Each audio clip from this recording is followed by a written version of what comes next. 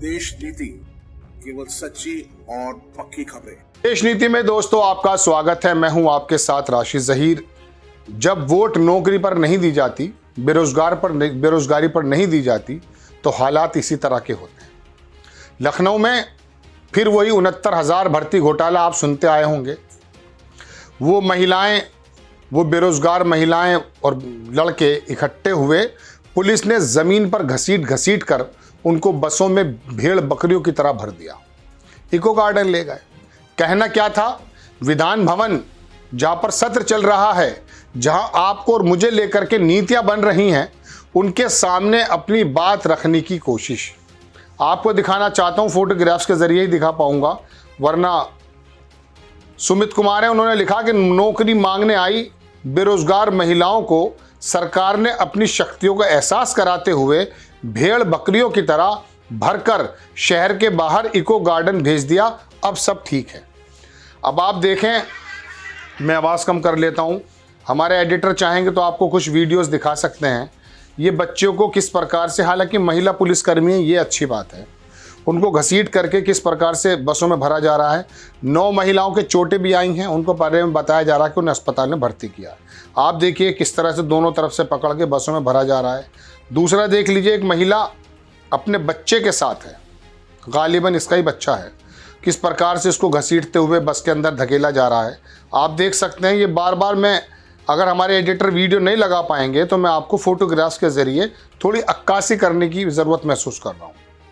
तीसरा देख लीजिए, एक महिला ने दूसरी अपनी अभ्यर्थी को, अब ये नौकरी मिली है नहीं मिली है, क्या हालात हैं, वो आपके सामने हैं, पकड़े हुए हैं और हाथ जोड़ रखे हैं।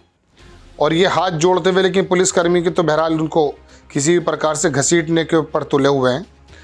ये तमाम सीन मैं आपको राजधानी के दिखा रहा हूँ। एक महिला को और देखिए, 2 महिलाएं घसीट कर ले जा रही हैं। बहरहाल अपनी बात रखना भी आज के वक्त में इतना बड़ा एक चैलेंज बन गया है कि वो उनको बताना ऐसा लगता है सरकार के खिलाफ कोई बिगुल फूंक दिया हो।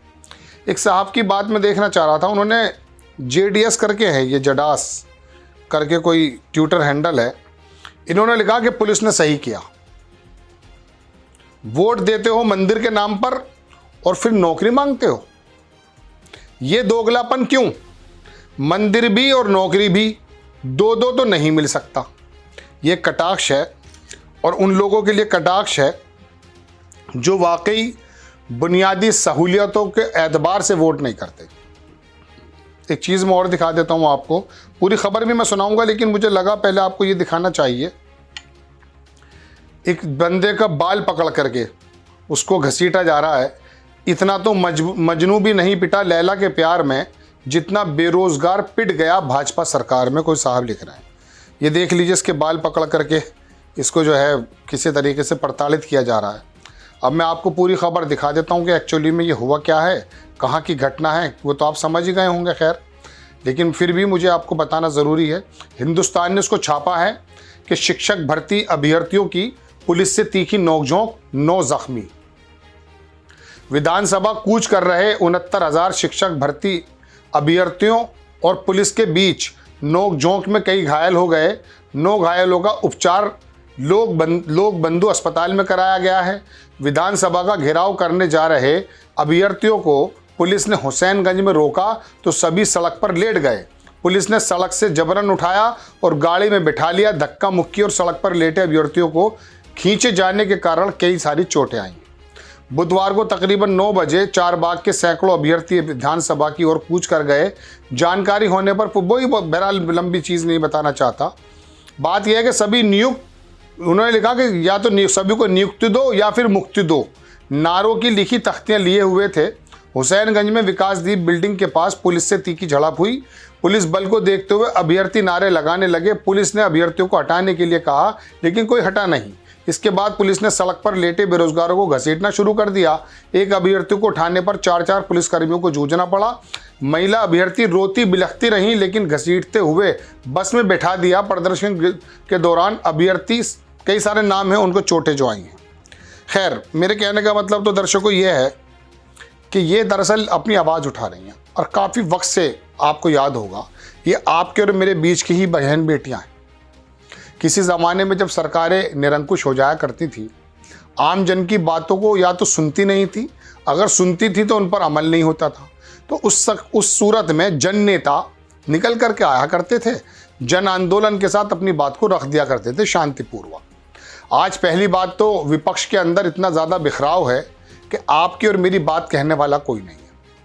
गोदी मीडिया किस प्रकार से आप जानते हैं व्यवहार करती है। आप अभी नौकरियों के 4 सर्टिफिकेट बंटने लगे, सारे के सारे पत्रकार आकर के वो जो है उपलब्धि बताने लगेंगे। लेकिन ये जो बच्चियों को और महिलाओं को घसीटा जा रहा है, इसके ऊपर एक ऐसा आंदोलन नहीं चलाया जा रहा टीवी जगत में, मेन स्ट्रीम मीडिया में, जो कि इसके हकदार हैं। किन किन चीज़ों पर आपका ध्यान भटकाया जाता है? मंदिर वहाँ, मथुरा वहाँ, बनारस वहाँ, काशी वहाँ, इस तरह की चीज़ों में लोग कह भी रहे हैं कि जब आप वोट जो है धर्म के आधार पर देते हैं, मुल्लों के पेश टाइट हो जाएंगे इसके आधार पर देते हो, तो नौकरियों का क्या मतलब है? और दूसरी बात, नौकरियों के अंदर जो बंटाधार हुआ पड़ा है, उसके अंदर विभाजन कितना ज़बरदस्त है, कितनी ज़्यादा नौकरियां खाली पड़ी हैं, अभी तक उनको भरा नहीं गया है। ये तो शिक्षक की बात कर रहे हैं, अस्पतालों में डॉक्टर्स नहीं हैं, सेना के अंदर भर्तियां खाली हैं। उनका डाटा अगर मैं दूंगा तो मुझे अलग से एपिसोड बहुत बड़ा बनाना पड़ेगा। लेकिन ये सब मेरी और आपकी और आम जन की, दरअसल मैं समझता हूँ कि नीरसता की वजह से है। वरना नेता जब लोग अपनी हक की आवाज़ शांतिपूर्वक तरीके से उठाने की बात करते हैं, आंदोलन करते हैं, भूख हड़ताल करते हैं, आमरण अनशन करते हैं, तो सरकारें जागती हैं। तो अब ये होता नहीं है। भीड़ इकट्ठी कहाँ होती है? किसी मंदिर के, मस्जिद के नाम पे इकट्ठी होती है। मस्जिद वाले तो खैर अब इकट्ठे नहीं हो रहे, उनके तो पेज टाइट कर दिए गए हैं। लेकिन बाकी किसी चीज़ पर आप देख लीजिए कितना हंगामा करते हैं ये। और इन्हीं पार्टियों के जो है ना मिले जुले वो दल हैं, ये दल वो दल, जितने भी वो गुंडागर्दी सड़क पे करते दिखते हैं, आपने देखा होगा वो सारे किस प्रकार की वेशभूषा में होते हैं, किस प्रकार की लैंग्वेज होती है। बहरहाल बड़ी खबर यह है कि लखनऊ में फिर एक बार घसीट दिया गया उन बेरोज़गारों को, जिन बेरोज़गारों को उम्मीद है कि हम अपना घर नौकरी के माध्यम से चला पाएंगे। नौकरियां बची कितनी हैं? आपको खबर कैसी लगी? अपनी राय कमेंट्स बॉक्स में ज़रूर दीजिए। चैनल को सब्सक्राइब कीजिए, शेयर कीजिए। फेसबुक पर हमारा पेज है, उसको भी फॉलो कीजिए। नेक्स्ट टाइम मैं किसी खबर के साथ आता हूँ। जय हिंद।